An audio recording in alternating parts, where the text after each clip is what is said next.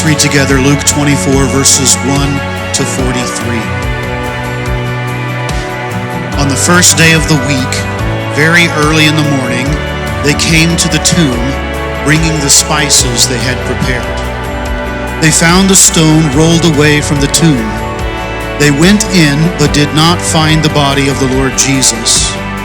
While they were perplexed about this, suddenly 2 men stood by them in dazzling clothes. So the women were terrified and bowed down to the ground. "Why are you looking for the living among the dead?" asked the men. "He is not here, but he has risen. Remember how he spoke to you when he was still in Galilee, saying, 'It is necessary that the Son of Man be betrayed into the hands of sinful men, be crucified, and rise on the 3rd day?'" And they remembered his words. Returning from the tomb, they reported all these things to the 11 and to all the rest. Mary Magdalene, Joanna, Mary the mother of James, and the other women with them were telling the apostles these things. But these words seemed like nonsense to them, and they did not believe the women. Peter, however, got up and ran to the tomb. When he stooped to look in, he saw only the linen cloths. So he went away, amazed at what had happened. Now that same day, 2 of them were on their way to a village called Emmaus, which was about 7 miles from Jerusalem. Together they were discussing everything that had taken place. And while they were discussing and arguing, Jesus himself came near and began to walk along with them. But they were prevented from recognizing him. Then he asked them, "What is this dispute that you are having with each other as you are walking?" And they stopped walking and looked discouraged. The one named Cleopas answered him, "Are you the only visitor in Jerusalem who doesn't know the things that happened there in these days?" "What things?" he asked them. So they said to him, "The things concerning Jesus of Nazareth, who was a prophet, powerful in action and speech before God and all the people, and how our chief priests and leaders handed him over to be sentenced to death, and they crucified him. But we were hoping that he was the one who was about to redeem Israel. Besides all this, it's the 3rd day since these things happened. Moreover, some women from our group astounded us. They arrived early at the tomb, and when they didn't find his body, they came and reported that they had seen a vision of angels who said he was alive. Some of those who were with us went to the tomb and found it just as the women had said, but they didn't see him." He said to them, "How foolish and slow you are to believe all that the prophets have spoken. Wasn't it necessary for the Messiah to suffer these things and enter into his glory?" Then, beginning with Moses and all the prophets, he interpreted for them the things concerning himself in all the scriptures. They came near the village where they were going, and he gave the impression that he was going farther. But they urged him, "Stay with us, because it's almost evening, and now the day is almost over." So he went in to stay with them. It was as he reclined at the table with them that he took the bread, blessed and broke it, and gave it to them. Then their eyes were opened, and they recognized him, but he disappeared from their sight. They said to each other, "Weren't our hearts burning within us while he was talking with us on the road and explaining the scriptures to us?" That very hour they got up and returned to Jerusalem. They found the 11 and those with them gathered together, who said, "The Lord has truly been raised and has appeared to Simon." Then they began to describe what had happened on the road and how he was made known to them in the breaking of the bread. As they were saying these things, he himself stood in their midst. He said to them, "Peace to you." But they were startled and terrified and thought they were seeing a ghost. "Why are you troubled?" he asked. "And why do doubts arise in your hearts? Look at my hands and my feet, that it is I myself. Touch me and see, because a ghost does not have flesh and bones as you can see I have." Having said this, he showed them his hands and feet. But while they were still amazed and in disbelief because of their joy, he asked them, "Do you have anything here to eat?" So they gave him a piece of broiled fish, and he took it and ate it in their presence. Well, good morning and happy Easter. He is risen. Sometimes you have to do things in sets of threes, apparently. 3 is a good thing. I'm Phil, one of the pastors here at Christ Fellowship Eastside, and it is my joy to welcome you out here to study God's Word, to look at what the Bible has to say about this pivotal moment, not just in church history, but in the history of the world. And so it's a time like this where people from all backgrounds, different even experiences of faith and Christianity slow down and take note of what's going on. And so I'm glad that you've come to reflect on these things together. We're going to be going through this account that's given to us in Luke chapter 24, a very strange and novel way to put together an account of something so amazing as this. If you don't have a Bible with you, we have Bibles in the pew rack in front of you. These are brand new, available, and you can find this account on page number 938 in those pew Bibles. And if you don't have a Bible, or if you don't have the version that we're reading from today, you can feel free to take one of those home with you. That's our special gift to you. Those don't need to stay here. They don't get used throughout the week. If you will use it throughout the week, please take it. Be our guest. But Luke chapter 24, we're going to move through this story. And this story that we find in Luke 24 really moves us through some real darkness that happens in this chapter. Have you ever read a story, picked up a book, or watched a movie where the characters suddenly find themselves in a place of incredible darkness, incredible despair? I mean, I think most of the stories that I enjoy you're going to find these moments in the story that just go to these really terrible places, where you're going to find the night that Aslan is killed, or the fall of Gandalf the Grey, or the defeat of Luke and descent of Han into Carbonite in Cloud City. And in these stories, we find these moments of just sheer unbreakable darkness, where you go, how are they ever going to get out? Is there ever really a path forward? It just seems completely unbreakable. Deep plague-like darkness that won't lift. And so the question I want to open with is this question of, why is it that the greatest stories we've ever heard always have this moment of incredible, deep darkness?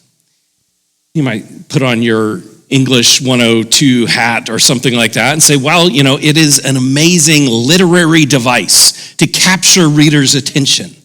This is an incredible, you have to have this arc of the story. It's a plot device that writers use to draw us into the story. Well, why? Why does this exist? Why do all the great stories pull us into this moment of incredible darkness, incredible tension before it gets resolved? I submit to you that darkness that we see in the stories that we resonate with is not just because it's some fascinating invention that writers have come up with. No, it's because the darkness lies much closer to us than we would like to admit. That the darkness that we resonate with in those stories is actually our own. Because we've been there. We've experienced the darkness. We've been in those moments where we just don't think we can get out. It's the universal human experience that we have realities that haunt our stories, realities of darkness that closes in. Not so far removed from those stories and our own is the story that we encounter here in this passage. But I would encourage you to reflect. Where do you find yourself in darkness today? Where do you find yourself in a spot where darkness, you can't see which way to go, which way to turn, what to do next? Just like these early disciples. Have you ever been in that place where life just doesn't make sense? I don't get it. I don't know how to move forward. Hemmed in by evil, defeated by sin, defeated by Satan. And you're going, man, life is tough. Life is hard. This is where the characters in our passage find themselves. This is no hero's victory march after the resurrection. This is real life. This is nitty-gritty. This is pain. This is awkwardness. This is confusion. And in this passage, we see how the resurrection of Jesus brings light to dark hearts and life to dead hearts. And so that's the path that we're going to move today. We're just going to go from darkness to light, life into death. Darkness first. Let's start by dwelling there and really honing in on this. The death of Jesus was the ideal opportunity for the forces of darkness to have a field day. There is a sense in which the Bible describes what happens in the death of Jesus as a sense in which Satan almost thinks, I've won. I've done it. I've beat God on his own turf. Look at me. And in that very moment, it just seems like there is no hope. All there is despair. And you see that darkness press in on the lives of these first disciples as it does for so many of us. And you can see the ways that this darkness manifests itself throughout this passage. Number one, darkness closes in when our hope disappears. Verse 21 says the words of these first disciples, but we were hoping that he was the one that was about to redeem Israel. We were hoping he was the one who was about to redeem Israel. We had our hopes, our expectations pinned on this. We have these two guys we encounter just a few miles on foot outside Jerusalem, but thousands of miles away from God in their hearts. They feel distant. They feel confused. They feel lost. They feel abandoned by Jesus, abandoned by God. And there it is, in that distance, in that darkness, the Son of God meets them on that trail, out on that dusty path, as they're asking the questions, as they're beating themselves up, as they're wondering about their sad, sad story. And their story, as they recount it to Jesus, as they walk along the path, is full of all kinds of terrible things, undeserved suffering, unmet expectations. It's like so many of our stories defined by this unfair thing, that unjust act, this undeserved evil that's entered into my life. That becomes so many of our stories, just like these disciples walking along the path, looking at all the things that have gone wrong, all the things just went sideways on them that they weren't expecting. Is that you? All the things that didn't turn out the way you'd hoped. I mean, it's the key words here in this passage. They say, but we were hoping. But we were hoping. How many times have you heard that phrase? How many times have you said that phrase? But we had hoped. We had hoped things would be different. We genuinely, sincerely thought that if we did this, it wouldn't be that. How many of you parents are looking at all the things that I have done, assuming that I would get this other outcome? We had hoped that if we raised our children that way, if we raised them in church, they would turn out like this. But we had hoped. It didn't work out that way. The single parents who find themselves limping through life, but we had hoped it wouldn't go that way, and now there's a great difficulty I'm having to overcome. Those jobless friends who went out into the workforce with a particular education, a particular passion, and find themselves unfulfilled, working a deadbeat job that they feel miserable at, day in and day out, and hating their life. We had hoped this wouldn't be like this.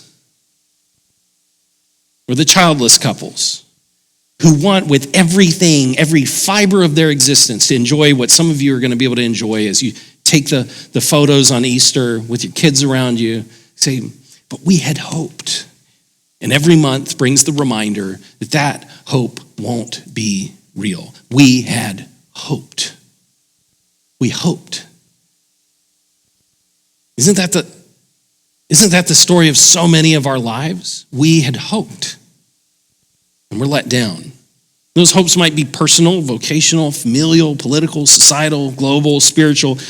But in the face of unjust suffering, in the face of unfair evil, unmet expectations, we encounter those things and then we spiral into the darkness, just like these guys, just like them. We're finding ourselves in that spot. But it also happens not just when the hope begins to fade out, but actually when our view gets limited or distracted. The two on the road, it names a guy named Cleopas. We learn elsewhere that it was actually his wife was actually there at the cross when Jesus died. So he's not distant from these events. He knows what's going on. He knows about the death of Jesus. And so he's looking at this, and he says in verse 21, continuing on, it says, besides all this, it's the third day since these things happen. Now we have the wonderful hindsight of history to say, hey, a lot can happen in 3 days. But they don't know that.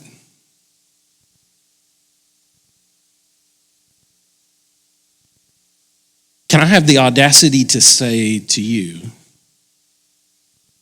that you and I often have our window of the time frame in which we think this should have worked out by now. This should be different. We have our 3-day window. Maybe 3 months, 3 years, when we thought this should be different. There's no way this is going to change. Things are hopeless now. That time has passed. All the opportunity for joy, for goodness, for beauty is gone. 3 days are gone. No sudden miracle, no quick resolution, and they're shaking their heads. You know, in the Jewish customs, after 3 days, there's no chance of somebody coming back to life.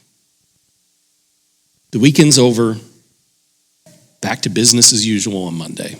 That's what they're thinking. That's what has happened. But suddenly, there's a mystery guest that shows up in the middle and says, hey, it ain't over yet. In fact, your view is far too limited. You're focused in on these 3 days, and you're focused in on God hasn't acted and done anything by now. Nothing good can come of this. And so your view is far too limited. God's view of time extends into eternity past and eternity future. And our view of the momentary afflictions that we walk into, the pain that comes into our lives, is focused on those 3 days. And Jesus walks in, unknowing to them, and says, Look a little further out. He broadens their horizons. So many times I'm caught focused on those momentary times in my life where I've walked into a place of pain. I find myself absorbed by that. And it takes the breaking in of Jesus to say, expand your horizons. I feel like I don't know if you're like me, looking back on experiences at Disney over a decade plus ago are far more enjoyable than more recent experiences with Disney. And let me be honest, going to Disney World, it's not, some people would argue that it's really just because I'm experiencing the financial effects of it more profoundly with 4 daughters and a wife and myself. And those costs are profound, let me tell you.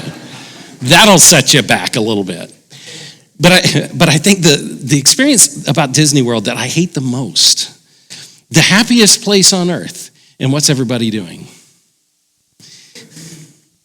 Because you got to watch the wait times. You got to get in your fast pass. You got to carry all the batteries with you so you can stay charged throughout the day.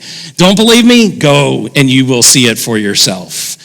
The Disney zombies. It's a scary, you can't enjoy the experience. There used to be an analog world where you could just go on and off those rides, or you could be in the moment. You could enjoy yourself. Still fairly expensive, but you could enjoy it.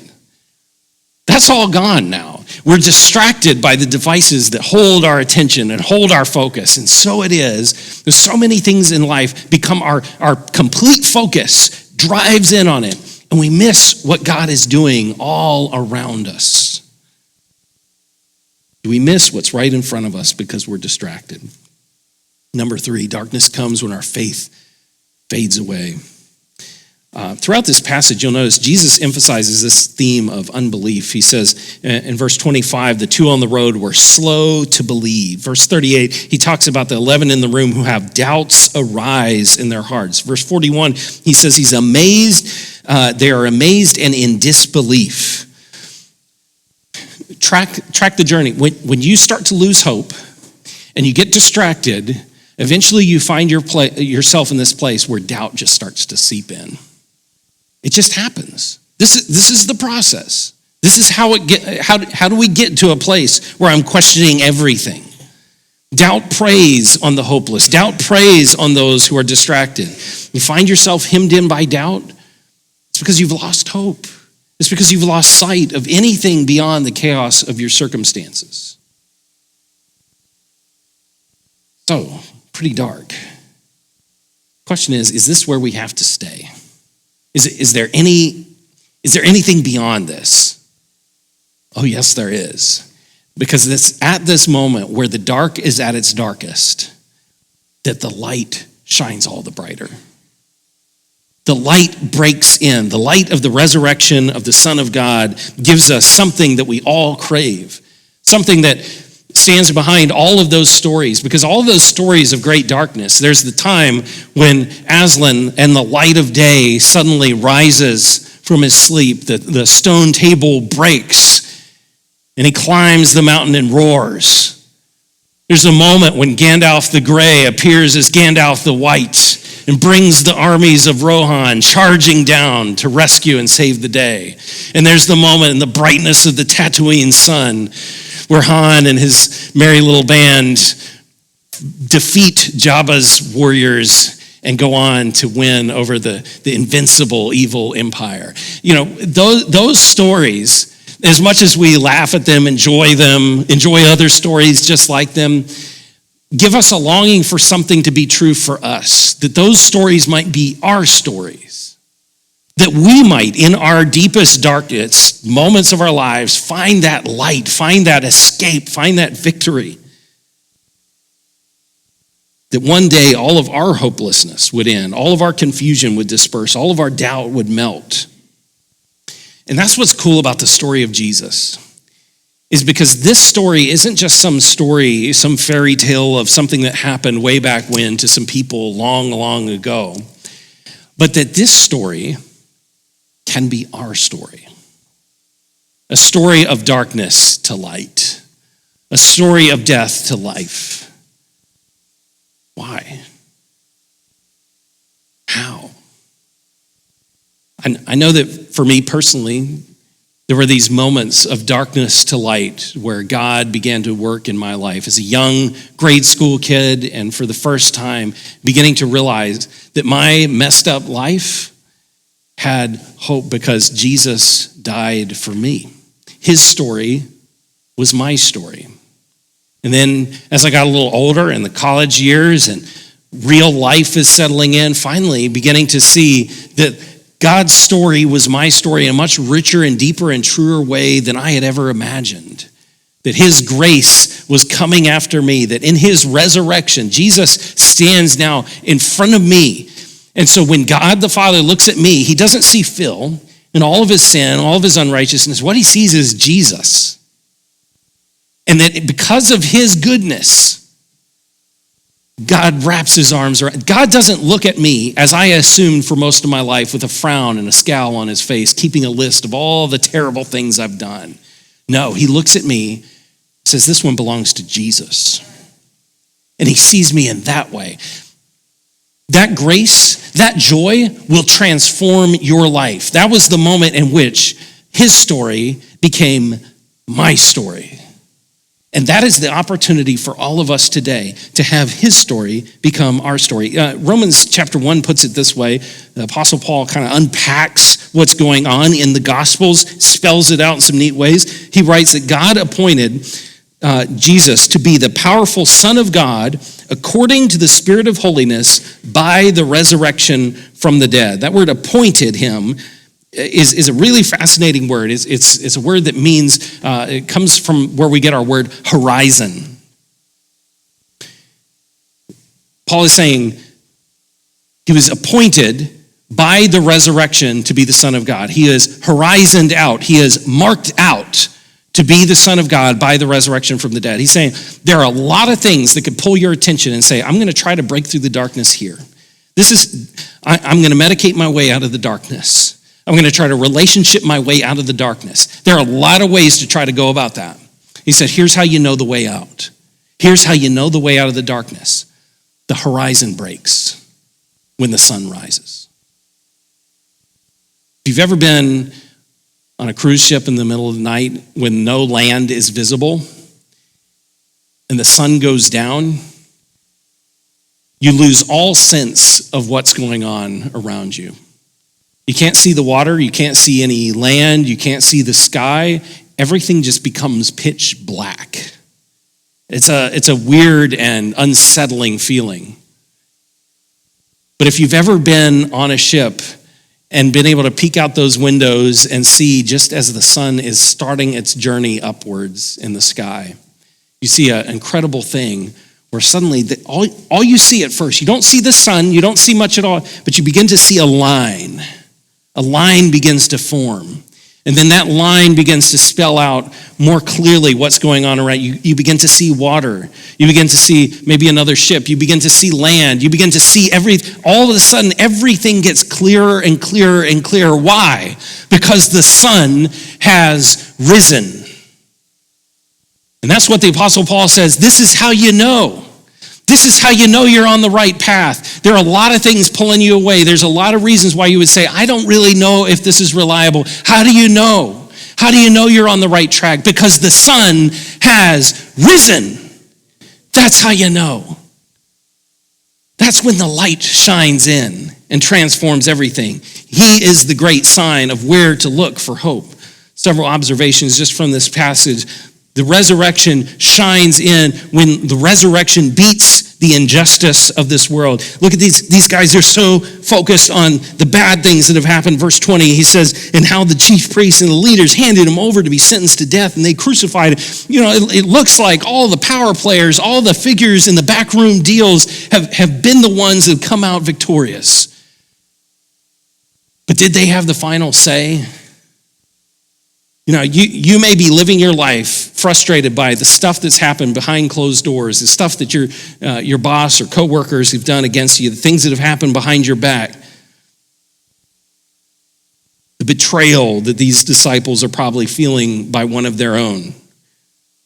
Maybe you come in here, and this may even be the first time you've darkened the doors of a church because you've experienced hurt at the hands of religious people who claim to have it all together. You've been betrayed by friends. You're frustrated by politicians, by leaders, by people who claim to have your back and have let you down time and time and time again. How does the resurrection deal with that? The resurrection gives us hope in the face of great injustice, great pain, great hurt, even from those we trusted. Why? Because all of those powers pale in comparison to the power of the one that can break the power of death. Look, if there is one who can beat the power of death, what kind of power does that friend have over you? What kind of power does your mom and dad and your history and the painful experiences you had growing up have over you? What kind of power does a politician have? They have nothing in comparison to the power that can raise a body from the dead. Resurrection beats injustice every time. And secondly, the resurrection illuminates the Bible. Have you noticed just through this passage how many times the Bible itself comes up? Verse 27, Jesus works across the entire Old Testament, says, interpreting for them the things concerning himself in all the scriptures. Verse 32, one of the things that it says makes their hearts come aflame is him explaining the scriptures to us. Verse 45, it says he opened their minds to understand the scriptures. See, the resurrection brings light to the whole Bible. It's through the resurrection that we understand what all this is about. Because the Bible paints a picture that for these guys has to extend beyond the 3 days of confusion. It gives us decades of silence, centuries of promise. It's a story that gives us light, and that light is the light of the resurrection. Let me be honest. If there are some churches out here that claim that the resurrection is something that never actually happened. It's not really something real that happened in real space-time history. Maybe it's like multiverse type something, but it didn't really actually happen the way it said. If that's true, then this is nothing more than a frustrating book of fairy tales, unreachable expectations, absolutely tons of broken promises and failures. I mean, it's a really sad gloom and doom book, if you want to put it that way. Oh, but if the resurrection really happened, and if this is real, then this book actually comes alive for you. Because Jesus recognized when he's going to come to these disciples and give them something, he gives them the Bible. And what he gives them is not just a mere list of a bunch of facts, but he gives them himself. And it says in verse 32, read that closely. He says, they said to each other, weren't our hearts burning within us while he was talking with us on the road and explaining the scriptures to us? Didn't that do something to your heart when you hear Jesus talk about the Bible? Because there is something that comes alive, something that comes aflame when we hear the word of God, when we find our place in God's grand story. What Jesus recognized is what you and I need to recognize this morning. Some of you come to a time like this saying, all right, I'm coming to hear some interesting facts about Jesus, and I'm going to weigh them. I'm going to be kind of the judge of those things and evaluate for myself, am I going to believe this or not? And I'm kind of parsing through these details. And we are up here, the Bible is down here, and we are assessing these things to be true or false. But what Jesus does, he comes in, knocks all that away, and says, what you need is not more facts, you need more fire. The word of God has to come in and break you to where it becomes the judge of you. And when the word of God comes in that way and begins to press in on my life, suddenly I begin to see, man, I don't live up to God's standard of holiness. Oh, but wait, Jesus did, and he frees me from the bondage, the brokenness, the darkness. Suddenly, the Bible moves from this list of truths and stories to this thing that becomes, for every Christian, there is a moment in your life where the Bible comes alive, comes aflame for you, breaks through into your heart, condemned and set free all in one moment, ablaze by the Bible. If you're caught in despair, turn your eyes to the scripture. If you don't know where to look when things are messy, when things are dark, Jesus is calling us, look to me in the word.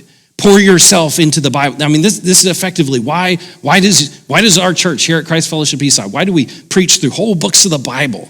Like, isn't that boring? Shouldn't we be pulling out really great nuggets that are gonna, get you through your week and really great positive principles for work ethic or something like that? We just go back to the Bible because we believe that's where you'll find the power. That's where you'll find Jesus, resurrected, living in the scriptures. Lastly, the resurrection redefines all of eternity. Eternity, this thing that is impossible to quantify, infinity, suddenly becomes reasonable, understandable through the resurrection of the Son of God. I'll put it this way. So there were basically two approaches to eternity that were common in the ancient world of Jesus' day. There would be the Jewish idea of the afterlife, and it was a very confusing discussion. There was a group called the Pharisees, a group called the Sadducees, and both of them argued all the time about whether there was even life after death at all. So it was a big question mark. And then there was the kind of Greco-Roman view of the afterlife. And this involved this idea of the Elysian fields. It was kind of this dark, murky, mysterious space of the dead where when you would meet people in the afterlife, they were kind of like ghosts, kind of different versions of maybe that was them or not. And that's, you see Maximus the gladiator running his hands through the field of wheat. That's the best he can hope for with his family. That's it. What? How miserable is that? Why is it that the message of Jesus Christ takes the Roman world by storm? It's because finally people have a glimpse for maybe there's more to all of this than just this. Maybe there's more to an eternity than just this fuzzy world of the afterlife. Maybe for the Jewish people, what they needed to know is that the eternal state, that life beyond this life is real. It's reliable. It's actually something you can take to the bank. And this passage really does some heavy work in that direction. Verse 34, it says, they said that the Lord has truly been raised. They're not beating around the bush on this. They're being very specific. He's really been raised from the dead. And then verse 35, it says they begin to describe what had happened. They're not saying, we had this warm feeling in our hearts because we just kind of felt the presence of Jesus in a way, so to speak. They're saying, no, this actually happened. We actually saw him. He actually came truly alive again. Physically, really there. This isn't a concoction, but a conviction that this really did happen. This is the only thing that would send a group of guys who had no charisma, no leadership skills whatsoever to go die a penniless death for something like this. You don't make up a story like this and go die for it. That's crazy. They did that because it really happened, which is wild. And not only that, Jesus gives us an embodied hope for eternity. It's not the Maximus in the fields hoping for some kind of phantom encounter with his family. No, it's a real experience, a lived experience. Why is it? And the weirdest part of this passage, verse 36 to 42, where Jesus kind of shows up, the way that the passage even ended that John read for us, where Jesus is basically giving bro hugs and eating fish tacos with the guys. And you're going, what? What is this all about? Why do we end with that? It's because we need that. We need to know that what stands on the other side of this mysterious thing we call death is something that's very huggable. Something that is a reality where we're going to eat together and we're going to drink together and we're going to be family together once more. That death doesn't have the final say. There is hope beyond the grave that's not mysterious, that's not ghost-like. It's real, it's embodied. Jesus had a real body and you will too. And that's what then catalyzes these guys, where the light comes in and then new life breaks out. You have this group of guys, men and women, who go from these people who are really, it's so real. It's so real and true to life, where if this happened to me, I would be exactly where they're at, wondering about what on earth is going on here. This makes no sense. I have no frame. These people who will say today, skeptics who will say, well, everybody just believed that people came back from the dead back then. No. They're pretty clear about that. In fact, I would say most ancient cultures had a much greater proximity to death than we do, and they know what that meant. And so there's this sense where the questioning of these disciples makes absolute sense. They're wondering what on earth is going to happen here. They go from wondering about what's going to happen to suddenly becoming witnesses. Verses 9 and 10, the very first witnesses of Jesus are these women. The very shocking way of even approaching this. Verses 33 and 34, the two on the road immediately go and bear witness to what happened. Verse 48, Jesus declares his disciples as witnesses. He says, you will be my witnesses. We don't even think about that term a lot unless you're going like me. While I was on sabbatical, I got called up for jury duty, which was awesome. Quite a collection of Greenville County there to experience, and Very interesting court case anyway. But thankfully, the moment you stand up and say, I'm a pastor, they're like, yep, he's out. So hint there, you can come join our elder team or something. But yeah, at a moment like that, it's very important that witnesses come forward, because if a witness doesn't come forward, it's the difference between life or death. It's a difference between guilty or not guilty. Witnesses have a responsibility to come forward. And so when the Bible uses this term for us as witnesses, you and I bear a weight of responsibility.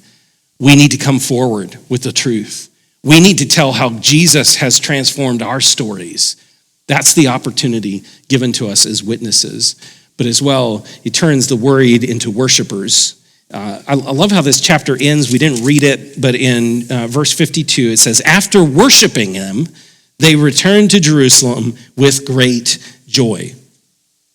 Such a strange notion. A bunch of Jewish men on a hilltop outside Jerusalem, not in the temple, doing what? Worshiping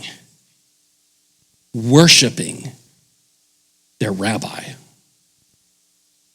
Risen after dying, now ascended into glory. Worshiping.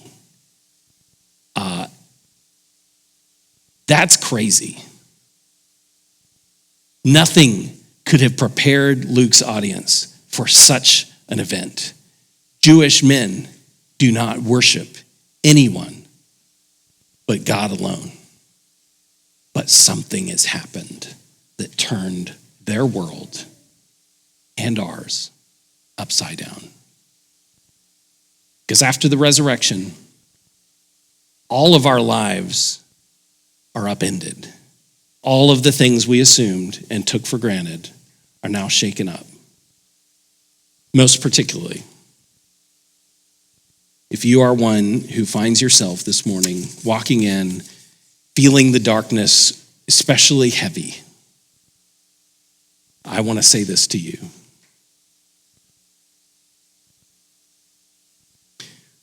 That if God could make sense of the suffering of Jesus Christ, he could make sense of the cross, make sense of the betrayal, make sense of the agony, transform that into glory. Surely, he can lift your hopeless head. He can draw in your distracted eyes. He can revive your doubting soul. He can do that. How do I know it? Because of the reality of the resurrection of the Son of God. Would you bow your heads with me as we pray this morning? Question for you and for me is simply this morning. How will the resurrection of Jesus Christ transform the deepest darkness of your story?